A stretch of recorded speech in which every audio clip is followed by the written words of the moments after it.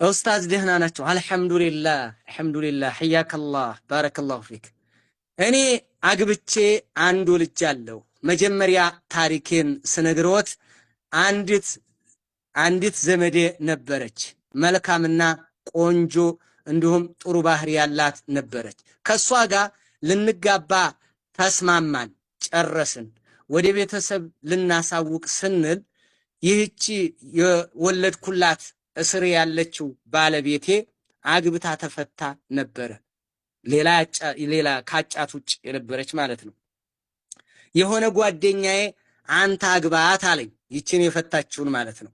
አይ እኔ ከሌላ ጨርሻለሁ አልኩት።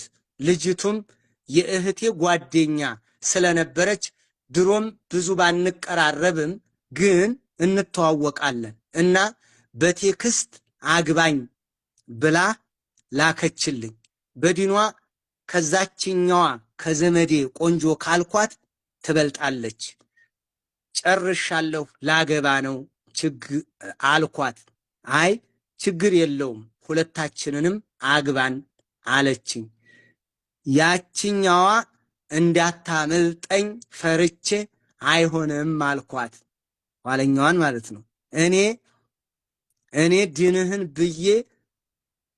ዲንህን ብዬ ብጠይቅህ እንዴት ታሳፍረኛለህ ስትለኝ አሳዘነችኝና እንዴት እናድርገው ስላት ቤተሰብ ጋር እንንገርና በድብቅ ይሰሩልን፣ ያችኛይቱን በሰርግ አግብተህ ኋላ ትነግራታለህ አለችኝ። እሺ አልኩ። ንካሁም ታሰረ። ሳንገናኝ የዛችኛይቱ ለቤተሰብ ለመንገር ዛሬ ነገ እያል በዚች በልጄ እናት በዘዴ አድርሳት መሰለኝ ሰማች፣ ተቆጣች፣ አበደችብኝ። በቃ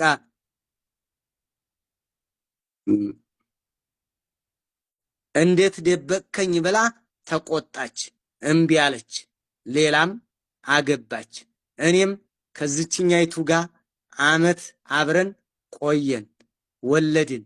ከዚያ ሰዑዲ ሄጄ ሞቼ አለች። እሻልኩ ሄደች። በ3 ዓመት ውስጥ ቤት ሰራች። በስሜ ነበር ቤቱ የተሰራው። 6 ዓመት ሆናት። ከቅርብ ጊዜ ጀምሮ ከኔ ጋር ያላት ግንኙነትን ቀነሰች። ስደውልላት እንግዳ መጥቶ የአረቤ እናት መታ በቃ ምክንያት ታበዛለች። ኦንላይን ላይ አያታለሁ፣ ነገር ግን ዝም ትለኛለች።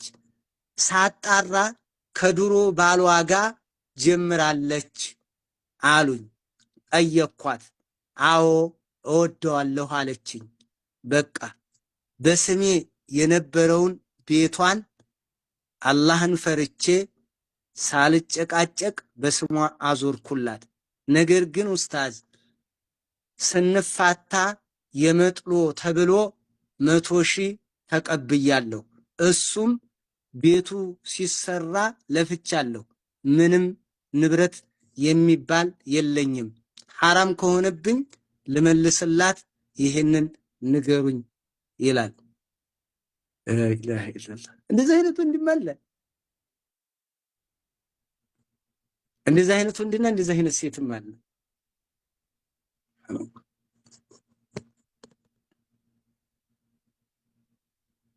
ሱብሃንአላህ።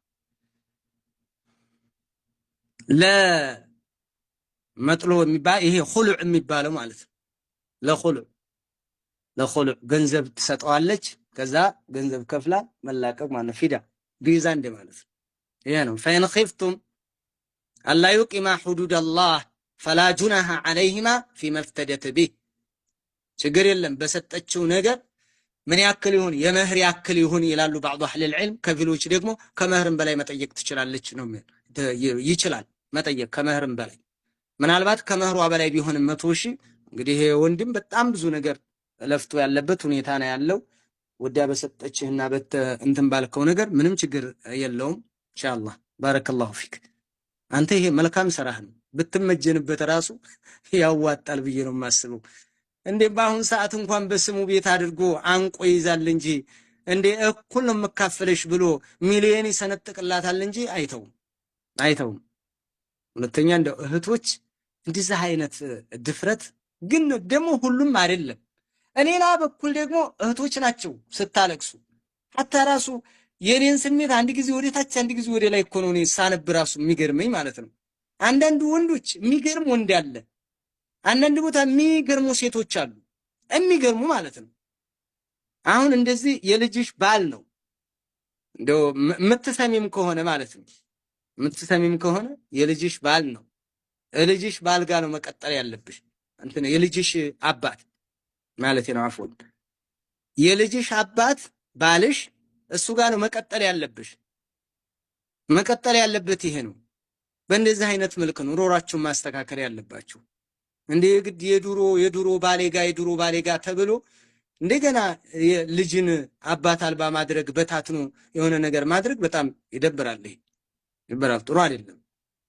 እንደው ታስተካከሉ እስኪ። እንደው ብር ስታገኙ የሆነ ነገር ልውጥ አትበሉ። ሰው ሁለት ጊዜ እንዴት ይፈጠራል?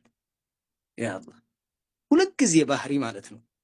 ቆዳቸው እንደ እባብ እንደገና ገልፈው አዲስ ቆዳ ያወጣሉ የሆነ ነገር ሲመቻቸው ማለት ነው። አላህን ፍሩ። አሁን እንደዚህ አይነት ባሎችን እንደው ስንት የሚያሰቃያል። የምታሰቃየውን አይቀናሽ። ያንኛው መጀመሪያ ፈቶሻል፣ አሁንም ያሳድድሻል።